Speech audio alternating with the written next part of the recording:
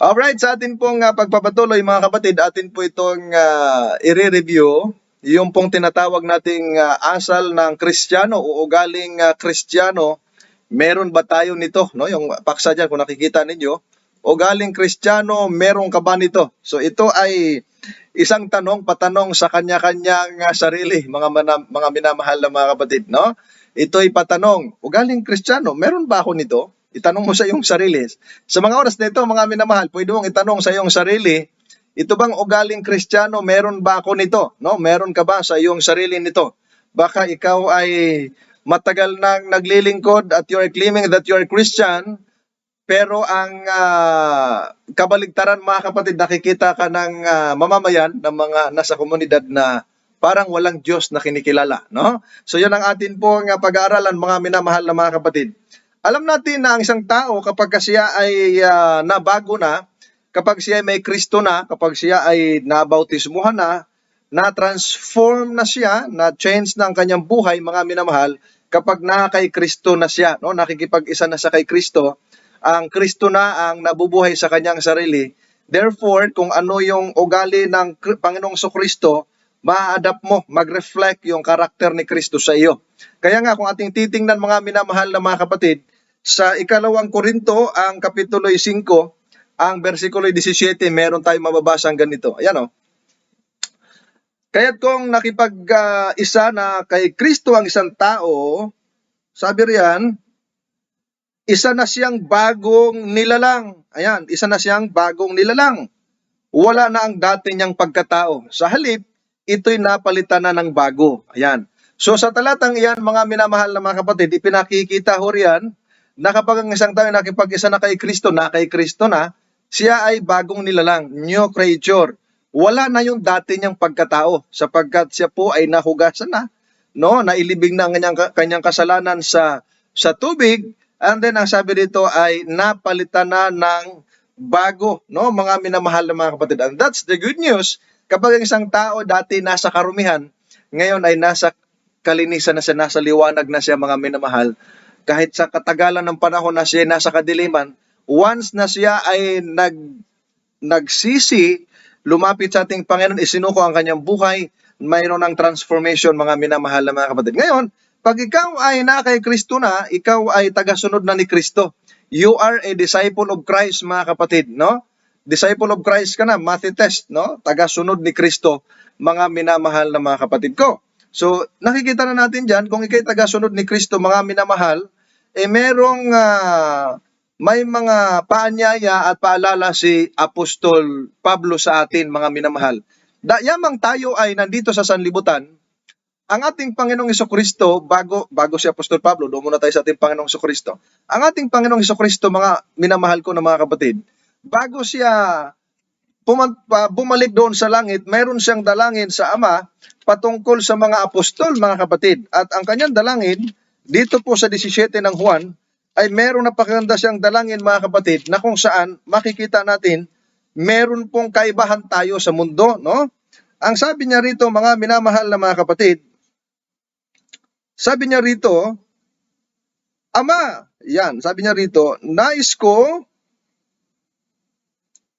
upang sila ay maging isa gaya mo, Ama, na sa akin at ako'y nasa iyo, sana sila'y manatili sa atin upang ang sanlibutan ay sumasampalataya na ako'y sinugo mo. So ang panalangin ni Hesukristo ng ating Panginoong Hesus, nawa manatili tayo sa kanila upang ang sanlibutan o yung mga tao na nasa palibot natin ay sumampalataya sa ating Panginoong Hesukristo, mga kapatid. So therefore, kapag ang isang tao ay kay Kristo na, mga kapatid, isa ka ng liwanag, no, mga minamahal. Kaya nga sabi ni Kristo, you are the light of the world. Kayo liwanag.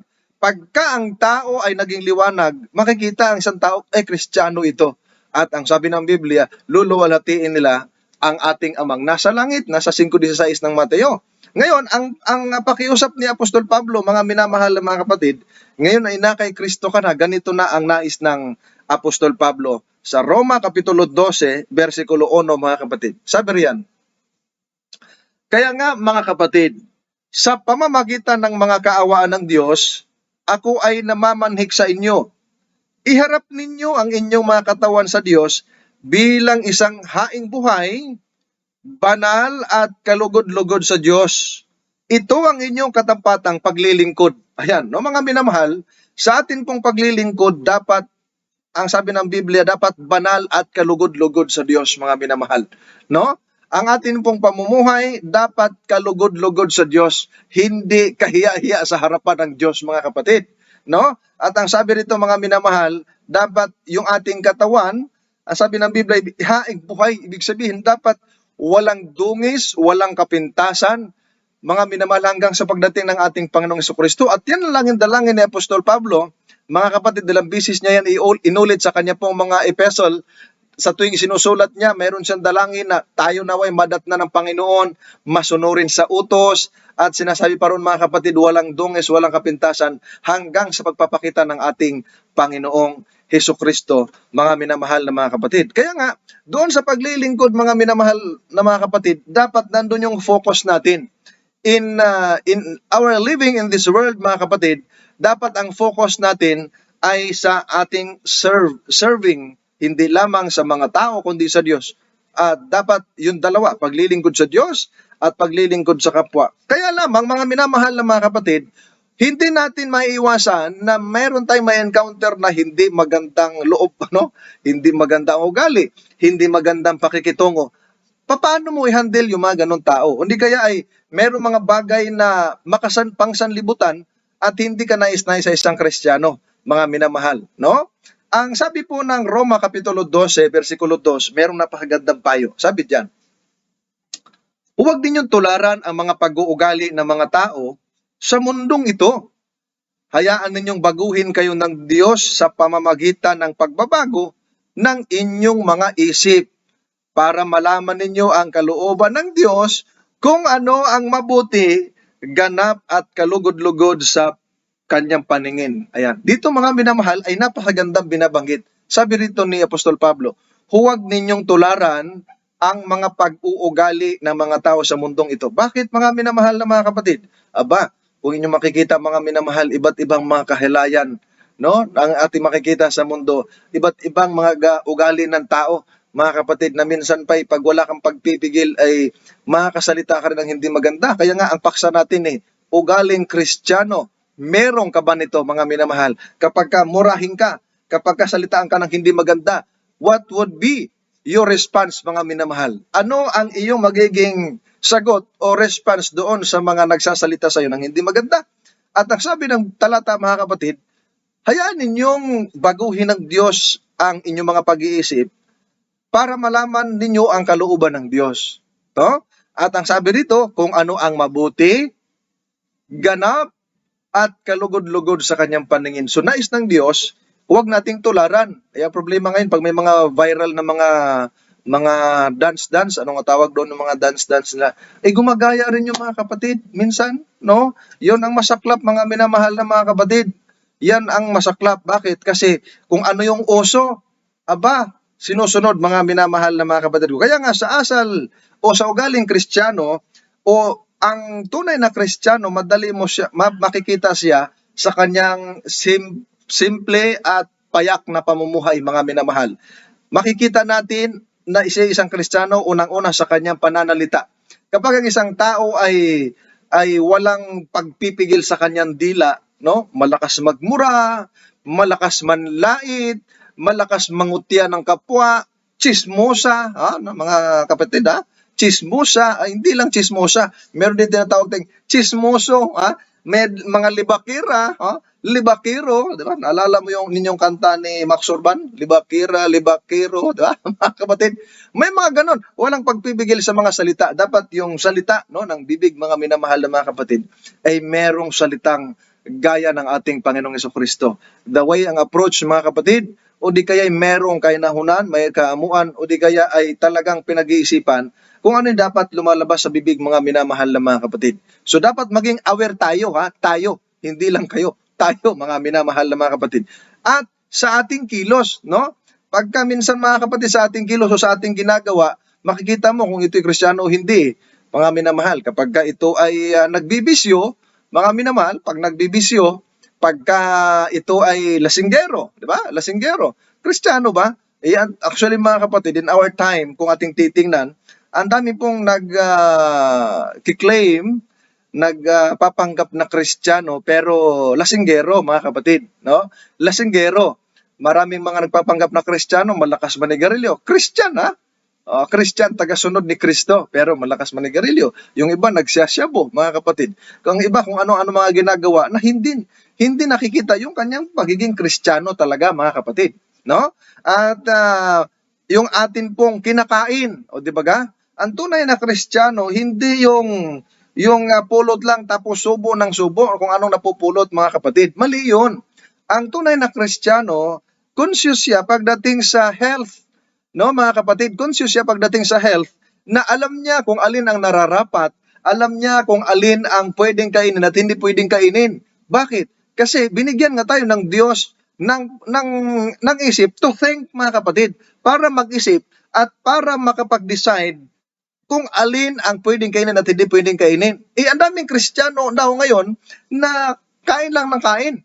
Kasi hanggat pumapasok sa bibig, hanggat pumapasok sa bibig, tapos biglang tumitirik ang liig. Yung liig yung mata dahil inatake, dahil yung kinakain ay humba na baboy, alimango, sugpo, mga pusit, na kung ano-ano pa, mga minamahal na mga kapatid, na nakasisira sa katawan. So natuloy. So kung titingnan, dapat sa isang tunay na Kristiyano, sa pagkain pala nakikita na, healthy ang taong ito, o di kaya ay sumusunod sa mga prinsipyo ng Biblia pagdating sa healthy diet o sa dietary law, mga minamahal na mga kapatid, no? Meron ba namang nagtuturo na yung ok-ok, ano ba Tagalog ng ok-ok? No, yung ipis, mga kapatid, pwede kainin, di ba ga? Malinis daw. Daga, mga kapatid, napakahirap niyan pagkagaya. Hindi ang Kristiyano, sapagkat sa Biblia ay yan ay bawal, mga minamahal na mga kapatid. At kung ating titingnan, mga minamahal, sa kabuuan, dapat yung Kristiyano, mga kapatid, meron tinatawag tayong simple at payak na pamumuhay na makitaan talaga sa pamumuhay mo, you are a Christian, mga kapatid. Sa pagdadamit, sa pagdadamit, mga minamahal na mga kapatid, dapat tawag nito, yung hindi naman masyadong conservative, at least aware ka na yung damit mo hindi mahalay. Okay? Hindi mahalay, mga kapatid. Bakit? Kasi marami mga nagdadamit ngayon, lalo na yung mga kababaihan, mga kapatid, mga dalaga. Pag nagsuot, mga kapatid, sobrang iksi na. Mas maiksi pa sa short, mga kapatid, ha? Sobrang iksi na. Tapos, lumalabas pa, kita yung kigol, mga kapatid, no? Maitim na. Di ba? Mga kapatid, sorry po. Nakikita natin, walang delikadisa ba tawag doon, mga kapatid? Nung unang panahon, nung malilit pa ako, nakikita ko yung ang haba ng mga suot ng mga babae. Ngayon, no, mga kapatid, parang pang great controversy, pang war, mga kapatid. No? At pag nagsuot naman ng mahabang palda, grabe yung punit, hanggang baywang naman yung punit, mga kapatid. Di ba gang? Tapos pag nagsuot ng damit, yung mga spaghetti pababa at pataas, ang iksi, ang baba, mga kapatid, ng suot. Kita yung Mount Makiling, mga kapatid, Mount Volcano. Yung nakita mo, mga kapatid, sa pananamit, minsan nadadala yung mga Kristiyano. Sabihin nila, Christian ako, Christian. O tingnan mo yung ibang mga Christian daw. Pag nagsimba, mga kapatid, tingnan ninyo, mga minamahal. Lalo na sa ibang mga napakahirap, mga minamahal na mga kapatid. Hindi aware kung anong sinusuot. Yung iba naman, ang haba-haba ng suot sa simbahan. Pagkalabas sa simbahan, ang super iksi naman. Tapos isayaw-sayaw doon sa cellphone, sa TikTok, mga kapatid. Tapos ipopost pa. Grabe, mga kapatid. So dito, dapat makita yung kaibahan. Kaya nga, ayon sa pag-aaral, Christian behavior, ito'y tinatawag na it is a lifestyle of a follower of God, no? Ang pagiging o ang ugaling Kristiyano, mga kapatid, ito'y lifestyle sa isang tagasunod ng Diyos. Arises as a grateful response to God's magnificent salvation through Christ. Dapat ito yung response mo doon sa napakagandang pagliligtas ni Kristo sa atin, mga minamahal na mga kapatid. Di ba tayo nahihiya? Mga kapatid, di ba tayo nahihiya, mga minamahal, na ang suot natin, lalo na sa mga kababaihan, no, sobrang iksi. Kahit na yung mga matatanda ngayon, no, ay sobrang iksi, mga kapatid, ang suot. Sobrang iksi ang suot ng, halimbawa, short. kung titingnan mo yung hita, parang pantalon na di na plansa, mga kapatid. Di ba? Kung may mga gano'n, mga minamahal na mga kapatid. So let's be aware on that, mga minamahal. Lalo na pag ikay Christian, mga kapatid. Dapat nandun yung tinatawag nating modesty. Na mamaya, daanan natin yan, mga kapatid. Ang sabi pa rito, mga minamahal, ang behavior ng isang Kristiyano ay being different also advances their mission to serve the Lord. O di ba mga kapatid? Yan. Mga kapatid, and to be salt in it and to light in it, mga kapatid. So pinakikita rito, dapat liwanag ka, asin ka ng sanlibutan, mga minamahal na mga kapatid. At ang Christian behavior, it is a natural fruit of salvation. And it is grounded in what Christ has already accomplished for us at Calvary, mga minamahal na mga kapatid ko. So dapat maging aware tayo, mga minamahal na mga kapatid, sa atin pong mga tinatawag nating sinusuot, no, sa mga kalalakihan, no, mga kapatid. Hindi po mga bagay-bagay na hindi po basta-basta lang kung anong susutin mo, yun na lang ang gusto mo. Hindi rin, mga kapatid, dahil dapat nasa maayos rin ang mga kalalakihan, no? Wala pong tinatawag na ano tayo rito, yung bias mo, mga kapatid. Ayon po sa SDA Fundamental Belief 286 to 287, sabi rito, mga kapatid, the blessing of Christian dress. Pakinggan ninyo, mga kapatid, ha? The blessing of Christian dress, God provided the first clothing for Adam and Eve, and knows that we have need of suitable clothing today. We should base our choice of clothing on the principles of, number one, nandyan yung simplicity, no? Andyan yung tinatawag nating modesty, mga kapatid. Pag sinabing simplicity, mga kapatid, no? Kung itong sabi rito, mga minamahal, as it does in all other areas of our lives, the Christian call to simplicity, mga kapatid, sabi pa rito, mga kapatid, upon how we dress, Christian witness calls for simplicity.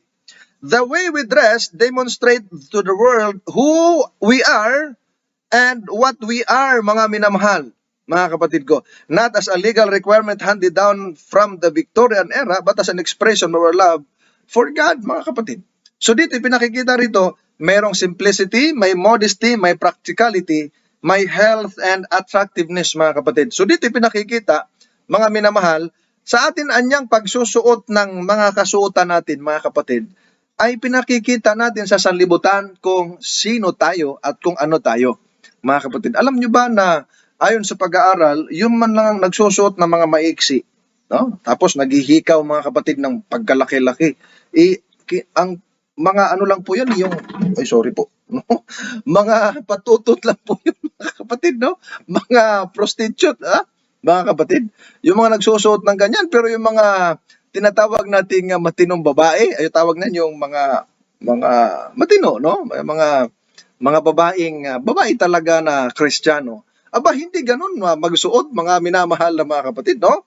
Kaya, at ito pa, binabanggit yung high moral virtue. Dapat yung suot natin, mga kapatid, Christians will not mar the beauty of their characters with a style that arouse the lust of flesh. Ito yung magandang binabanggit, mga minamahal na mga kapatid. Because they want to witness to others, they will dress and act modestly, not accentuating the parts of the body that stimulate sexual desires. Pagka nagsusuot ka ng sobrang iksi, tapos maya-maya nalalaman mo na rape.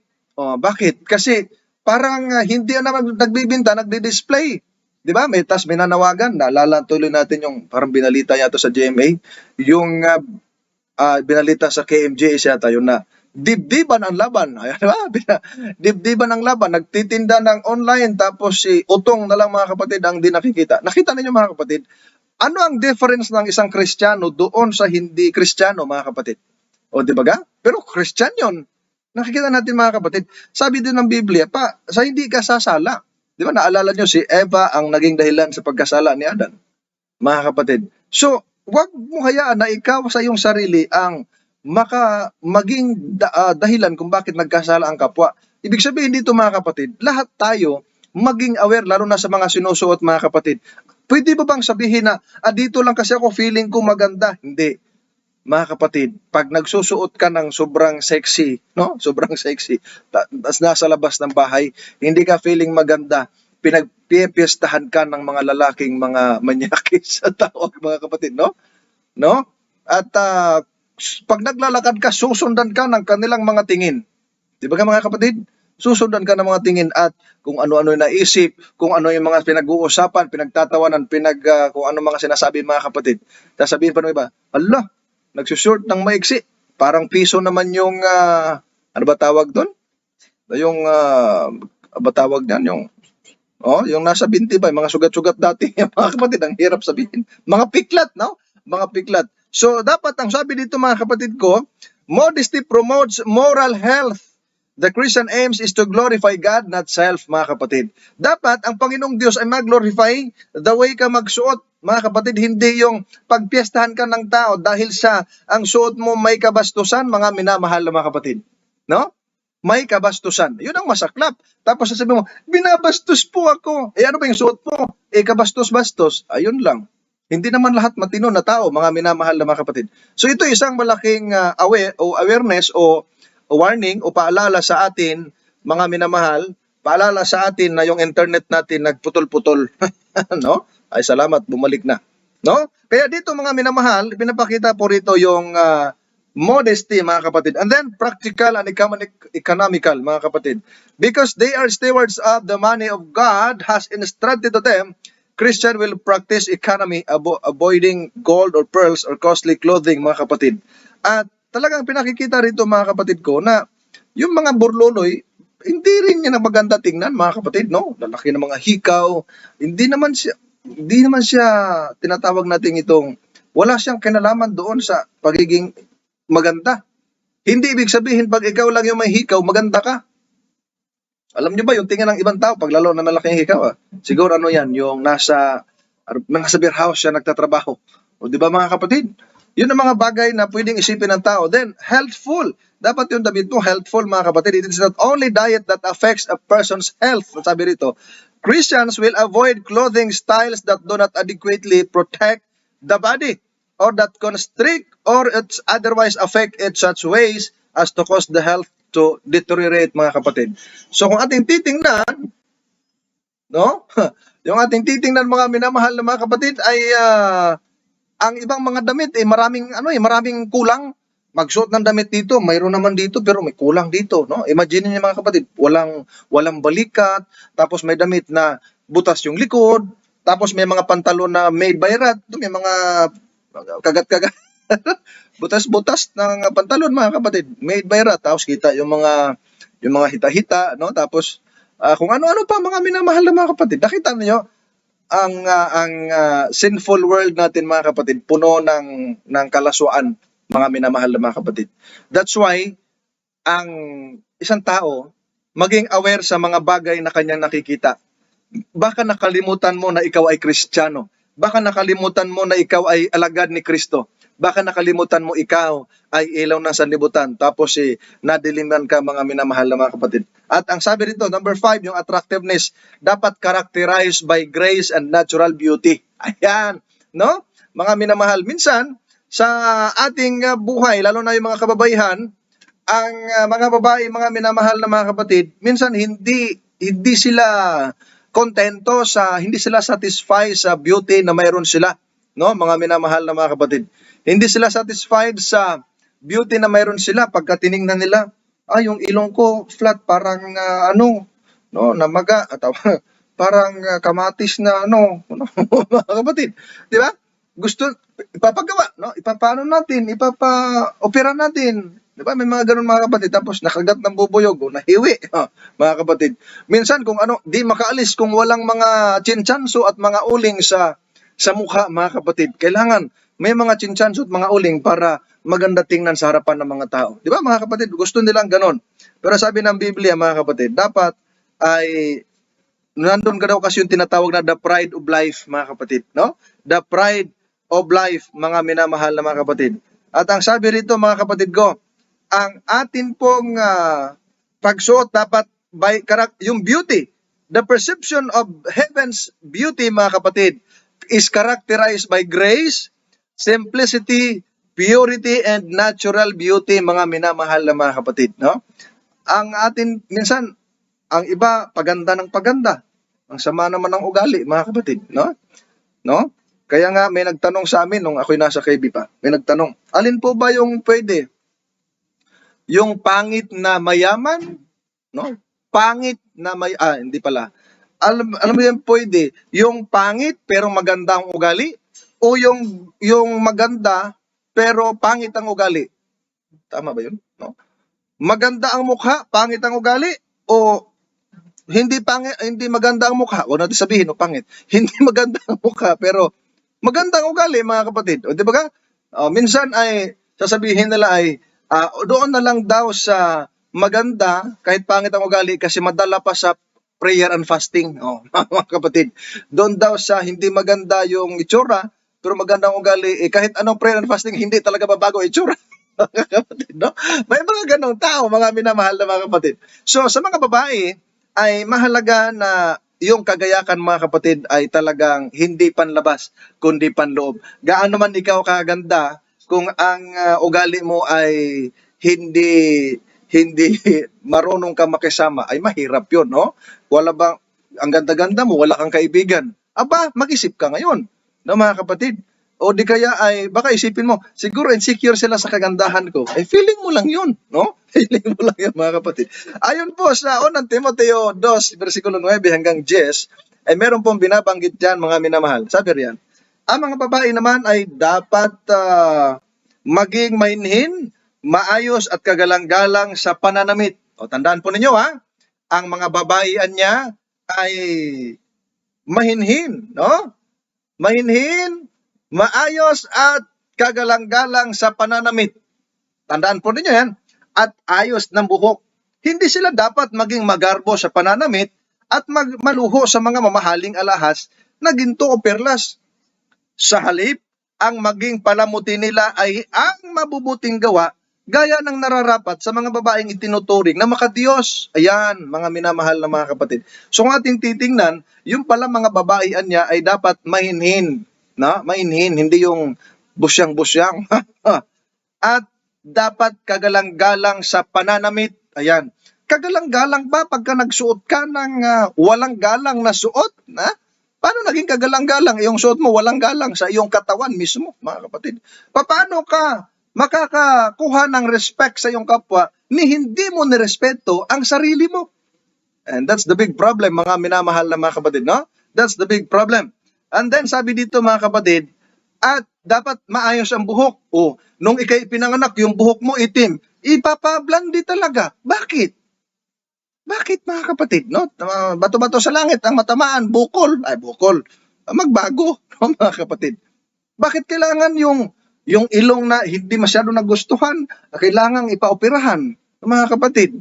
Medyo ang mata ay palabas, ipapailalim, mga kapatid. No? Mga kapatid, ang buhok na maitim, pinapaputi, pinapablandi, parang buhok-buhok sa mais, mga kapatid. Ba't ganun? Tapos yung kuko, kailangan lagyan ng kulay, iba't ibang color. Pula, may orange, may violet, ano pa? Iba-iba. May green. Bakit? Ba't ganun, mga kapatid, no?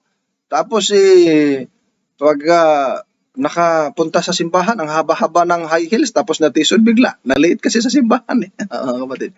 Pinakikita ko rito, mga kapatid ko, na dapat ang kilos na babae mahinhin. Tandaan po natin, mahinhin, kagalang-galang ang kanyang pananamit, no? Dapat hindi babastos tingnan, mga kapatid, no? And then yung buhok niya dapat maayos. And then sabi rito, dapat hindi magarbo, hindi maluho, mga kapatid ko. At higit sa lahat, mga kapatid, sabi rito, yung magiging palamuti, mga kapatid, ay yung tinatawag nating mabubuting gawa, mga kapatid. Yung magiging palamuti ng isang babae, yung isang Kristiyano, ay dapat yung mabubuting gawa na nararapat sa mga babaeng itinuring na makadiyos. If you are a godly woman, mga kapatid, dapat yung palamuti mo yung mabubuting gawa, mga kapatid. Makilala mo lang, si sister ganito, abay, napakabuting babae yun, napakabuting sister yun. Di ba, napakaganda. Si sister, yung parang beerhouse girl. Manghirap, mga kapatid, no? Yun ang maalala sa'yo, napakahirap. Eto pa, Unang Pedro, Kapitulo 3, ang versikulo 3 hanggang 4, no? Tuloy natin, mga kapatid. Sabi riyan, Ang, alright, ang kagandahan ninyo ay huwag maging panlabas. O kita nyo? Tulad ng pag-aayos ng buhok at pagsusuot ng mga gintong alahas at mamahaling damit. Sabi riyan, sa halip, ang pagandahin ninyo ay ang nakatagong pagkatao, isang hiyas na walang kupas, maamo at mapayapan diwa. Bagay na napakahalaga sa paningin ng Diyos. Hindi pala mahalaga sa paningin ng Diyos yung kung ano yung itsura, kung ano yung mga nilalagay mo diyan. Ang mahalaga sa Diyos sa paningin niya, mga kapatid, yung hindi kumukupas na nakatagong pagkatao, yung tinatawag natin, mga kapatid, na mabubuting gawa, kagandahan sa loob, no? Mahalaga sa paningin ng Diyos. Sabihin nila, kung ang kagandahan ko nasa loob, paano makita ng mga nasa labas? Aba, di gawin mo. Mga kapatid, hindi yung nakabubulandra ka kung ano yung nakikita, mga minamahal. Yun ang napakasaklap, mga minamahal na mga kapatid. But we're sorry, dahil ang ating internet ay napakahina. Tuloy lang natin. Yung mga hindi nakapanood ngayon, di sa YouTube kayo manood mamaya para tuloy. Ngayon, mga minamahal, yung pong patuloy na nagkakasala kapag na kay Kristo ka na patuloy ka nagkakasala, mahirap ito, mga kapatid. Sabi nga dito, mga kapatid, pagka ikaw ay Kristiyano, dapat wala sa atin na ganito. Unang Korinto 6, 9 hanggang 10, ang mga hindi matuwid ay hindi magmamana ng paghahari ng Diyos. Pag Kristiyano ka, dapat wala ito. Hindi ba ninyo, mga kapatid, hindi ba ninyo alam iyan? Ang mga, sabi diyan, huwag kayong magpadaya. Ang mga nakikiapid, ang mga sumasamba sa Diyos-Diyosan, ang mga mangangalunya, ang mga bakla, bakla, ha? Ang mga gumagamit sa kapwa lalaki, ay hindi magmamana ng paghahari ng Diyos. Maging ang mga magnanakaw, mga mapag-imbot, ang mga manginginom ng alak, ang mga mapanirampuri, ang mga sakim ay hindi magmamana ng paghahari ng Diyos. Mga minamahal, dito nakikita natin ay pag mayroon tayo, dapat yung ating asal Christian, wala rito. Pag sabihin mo, I am a Christian, no? I am a believer of Christ, pero manginginom ka ng alak. Meron nga relihiyon, nakausap ko yung madalas kasi sinasagot, yung lagi may payong, may bag na sling bag. Okay daw uminom ng emperador. Sa akin mabasa sa Biblia, okay uminom ng emperador. Walang ganun, mga kapatid, no? Tapos, bakla, kahit daw bakla, ligtas, sabi ng Biblia. Hindi ligtas pagka nakikipagrelasyon ka sa kapwa lalaki. Yan dami ngayon, mga kapatid, nakikipagrelasyon sa kapwa lalaki unless magsisi sila at magbago. Mga kapatid, ang nakakalungkot ngayon, lalaki sa lalaki kinakasal, no? Nag-I love you-han, no? Nagsasama, babae sa babae. Ano na nangyari, mga kapatid? Di ba ga? Naalala natin yung mga nangyari sa Sodom at Gomora nung araw, mga kapatid ko, di ba? Sabi rito, mga makpakiapit, sumasamba sa Diyos-Diyusan, mga ngalunya, bakla, sorry po sa mga bakla, ito nakasulat ito, mga kapatid, mga gumagamit sa kapwa lalaki, o di ba ga? Hindi magmamana sa paghahari ng Diyos. Kahit yung manginginom ng alak, ibang salin, lasinggero, ay hindi magmamana, mga kapatid. Kasi yung mga bagay na yun, hindi dapat yun sa isang tunay na Kristiyano. If you are really a true Christian, if you are really a Christian, mga kapatid, dapat wala sa iyo mga bagay na yun. Hindi ka nagsisigarilyo, hindi ka umiinom ng alak, hindi ka nagmumura, hindi ka kumakain ng karumaldumal, no, mga minamahal, hindi ka kumakain ng karumaldumal kasi ikaw nga ay anak ng Diyos, follower ni Christ. Tapos, higit sa lahat, dapat Sabbath keeper ka, no, mga kapatid. At bilang isang tunay na Kristiyano, mga kapatid, ito yung last, no? Bilis pala ng oras natin, dapat mayroon kang tinatawag na bunga ng Espiritu. Pag mayroon ka nito, mga kapatid, walang kautosang laban sa mga bagay na ito. Galatia 5:22. Sabi riyan, mga kapatid. Sabi ng Galatia 5:22.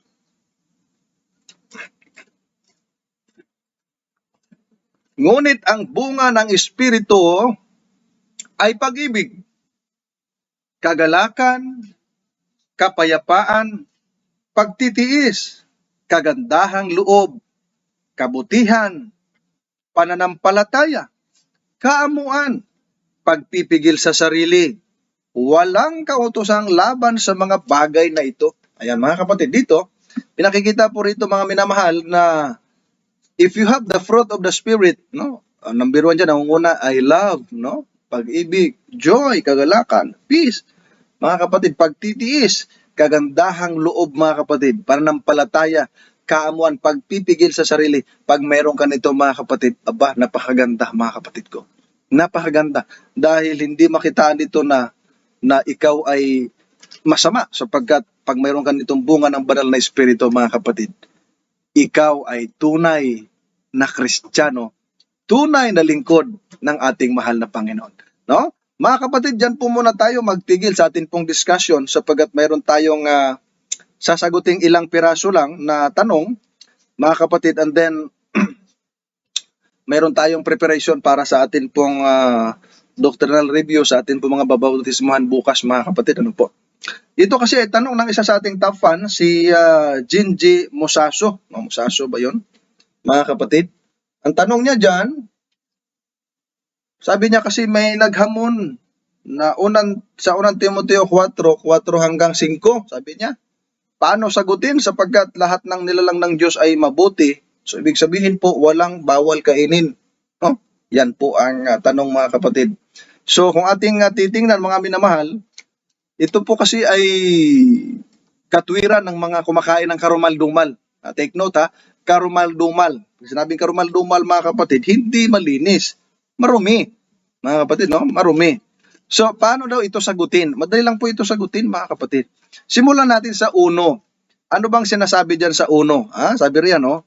Ngunit hayag na sinasabi ng Espiritu na sa mga huling panahon, ang iba'y magsisitalikod sa pananampalataya at mga kikinig sa mga espiritong mapanghikayat at sa mga aral ng demonyo. Sa pamamagitan ng pagpapaimbabaw ng mga tao na nagsisipagsalita ng mga kasinungalingan na hiniruhan ang kanilang mga sariling budhi ng waring bakal na nagbabaga. Verse 3, na ipinagbabawal ang pag-aasawa at ipinag-uutos na lumayo sa mga lamang kati na nilalang ng Diyos upang tanggapin na may pagpapasalamat ng mga nagsisampalataya at nakakaalam ng katotohanan. Versikulo 4 hanggang 5. Sapagkat ang bawat nilalang ng Diyos ay mabuti at walang anumang nararapat na itakwil kung tinanggap na may pagpasalamat. Sapagkat pinakababanal sa pamamagitan ng salita ng Diyos at ng pananalangin. So dito mga minamahal na mga kapatid, pinakikita ro dito, sabi nila, sabi pala rito, bawat nilalang ng Diyos mabuti. Paano niyo ito sagutin? Di ba mga kapatid? Dito pa lang, makikita na natin na sablay kaagad yung kanilang katwiran. Bakit? Sapagkat pagkasabihin mo lahat ay pagkain, mali. Sabi ng Biblia, bawat nilalang ng Diyos ay mabuti. Hindi sinabi ng Biblia, bawat nilalang ng Diyos ay pagkain. Magkaiba yun. Magkaiba, no? Ang sabi ng Biblia, bawat nilalang ng Diyos ay mabuti. Hindi sinabing bawat nilalang ng Diyos ay pagkain. Mali yun, mga kapatid. Okay? Ngayon, kung ating titingnan mga kapatid, meron pong highlights po kasi dyan eh. Ano ba yung highlights na sabi ng Espiritu? Ang highlights po dyan, number 1, darating sa mga huling araw ay magsisatalikod sa pananampalataya. No? Ibig sabihin, ay mga nag-apostasy ito, mga kapatid. Pangalawa, ay makikinig sila sa aral ng Espiritu mapanghikayat at mga aral ng demonyo, sabi diyan. And number 3, ipagbabawal nilang pag-aasawa. Bawal ba sa isday ang pag-aasawa? Bawal pagka may asawa na, no? Pero pag wala pa, pwede, no? Number 4, ipinag-uutos na lumayo sa lamangkati, mga kapatid. Pinag-uutos na lumayo sa lamangkati. So ibig sabihin, pinagbabawal yung karne, mga kapatid. And number 5, bawat nilalang ng Diyos ay mabuti. Ngayon, ang ating pansinin ito mga kapatid, merong binabanggit kasi dyan na lamangkati at yung pagbabawal ng pag-aasawa. No, mga kapatid? Dito po sa Greek word, mayroon kasing Greek word yan mga kapatid. Sabi riyan, no? Yung kalonton gamen, forbidding to marry. So, hindi po masadya ng Adventist dahil ang Adventist hindi naman nagbabawal ng pag-aasawa. Number 2, ang sabi dyan, apikestai bromaton, Kung inyo napapansin dyan, mayroon tinatawag diyang bromaton, ibig sabihin to abstain from meats, pinagbabawal ang karne. Ang tanong natin mga kapatid, pinagbabawal ba ang karne sa Seventh-day Adventist? Hindi naman eh. Ano yung pinagbabawal? Yung karne na marumi. Pero yung malinis, pwede. Bakit? Kasi yung nakalagay dyan mga kapatid sa 1 Timoteo 4:3 ay apekestai bromaton. The term bromaton ay ibig sabihin yan mga kapatid, to abstain from meats. Ibig sabihin yan, salitang broma yan galing, ibig sabihin food, eatable or allowed by God mga kapatid. So, yung palang bromaton galing sa word na broma na ibig sabihin ay food o allowed na pagkain. At yung ang kabaligtaran niya ay akathartos na ibig sabihin ay unclean, not cleansed, prohibited by God. So, diyan makikita natin mga minamahal na napakadaling sagutin. Bakit? Kasi ang sinabi diyan, ipinagbabawal ang lamang kati, yung bromaton ay tumutukoy yan sa mga pinahintulot ng Diyos, mga kapatid. Hindi naman ang Diyos ang nagbabawal ng marumi. Dito, hindi naman pinakakain ng Diyos ang marumi, mga kapatid. Hindi pinakakain ng Diyos ang marumi, kundi ang malinis. Sapagkat mayroong marumi, pinagbabawal yan eh. Kung yung babalikan mo doon yung prinsipyo ng Biblia, mga minamahal na mga kapatid. Ngayon, mayroong kasing marumi, mayroon ding malinis, mga kapatid. Ezekiel 44:23, mayroong binabanggit dyan na ganito. At kanilang ituturo sa aking bayan ang pagkakaiba ng banal at ng karaniwan. At ipakikilala nila sa kanila ang marumi at malinis. O nakita nyo mga kapatid, sabi riyan, yung tunay na bayan ng Diyos, ituturo yung kaibahan ng banal at ng karaniwan, mga minamahal. No? At yung pagpapakilala ng marumi at malinis, sa kanila ay puro marumi. Puro malinis, walang marumi. Sa Biblia, may marumi, may malinis. Ano ba yung ipinahintulot ng Diyos? Ay, siyempre yung malinis. Ang Diyos, alam niya kung alin nakakabuti sa ating katawan. Ipapakain ba ng Diyos yung marumi? Siyempre hindi. Parang yung magulang natin, pag maliit pa tayo, ipapakain ba yung panis? Ay, hindi naman, mga minamahal. So, dito sa 1 Timoteo 4:5, mga minamahal na mga kapatid, no? Hindi sinasabi ng talata na pwede nang kainin ng karumal-dumal na pinagbawal ng Diyos. Hindi sinabi ng talata, ha? Pangalawa, lahat ng nilalang ng Diyos ay mabuti. Pero hindi lahat ng mabuti ay pagkain. Okay?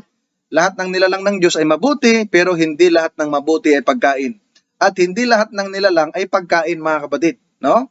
Number 3, ang lahat ng pagkain ay nilalang ng Diyos, pero hindi lahat ng nilalang ay pagkain.